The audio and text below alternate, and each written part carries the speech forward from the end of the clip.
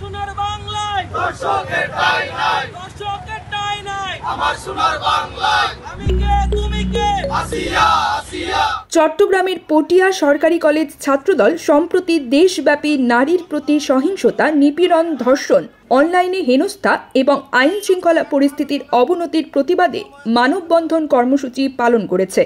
সোমবার 10 মার্চ বেলা 11টায় কলেজের প্রধান ফটকের সামনে এই মানববন্ধন অনুষ্ঠিত হয়, যেখানে কলেজের শিক্ষার্থীরা অংশগ্রহণ করেন। আমার সোনার বাংলায় দর্শকের ঠাঁই নাই, দর্শকের ঠাঁই নাই। মানববন্ধনে উপস্থিত ছিলেন পটিয়া সরকারি কলেজ ছাত্রদলের সভাপতি মারুফ আব্দুল্লাহ, সাধারণ সম্পাদক মোহাম্মদ আজিম, সহসভাপতি আরিফুল ইসলাম, আজিজ আলমদার, মোহাম্মদ ইরফাত আলী, সাকিবুর রহমান, আব্দুল মালিক, রানা উদ্দিন, যুগ্ম সাধারণ সম্পাদক ইরফান আহমেদ সাইম, সহ সাংগঠনিক সম্পাদক ওমর কায়েম রাব্বি এবং প্রচার সম্পাদক মোহাম্মদ ফয়সাল বিন আরাফ। যেভাবে আমাদের মা বোনরা বক্তারা ধর্ষণ ও নিপীড়নের মতো জঘন্য অপরাধের বিরুদ্ধে কঠোর আইন প্রয়োগ এবং দ্রুত বিচার নিশ্চিত করার আহ্বান জানান। তারা নারীদের নিরাপত্তা নিশ্চিত করতে প্রশাসনের কার্যকর ভূমিকার প্রয়োজনীয়তা উল্লেখ করেন এবং সমাজে এ ধরনের অপরাধের বিরুদ্ধে সচেতনতা বৃদ্ধির ওপর জোর দেন।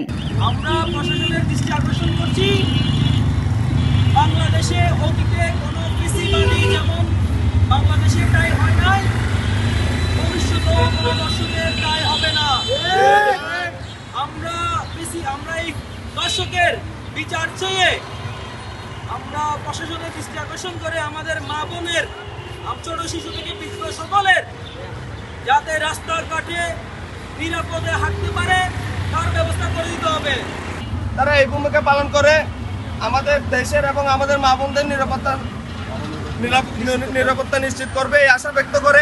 উল্লেখ্য, সাম্প্রতিক সময়ে দেশে ধর্ষণ, ডাকাতি, ছিনতাই ও খুনের ঘটনায় আইন শৃঙ্খলা পরিস্থিতির অবনতির প্রেক্ষিতে রাজধানী সহ সারা দেশে বিক্ষোভ ও মানববন্ধন অনুষ্ঠিত হচ্ছে।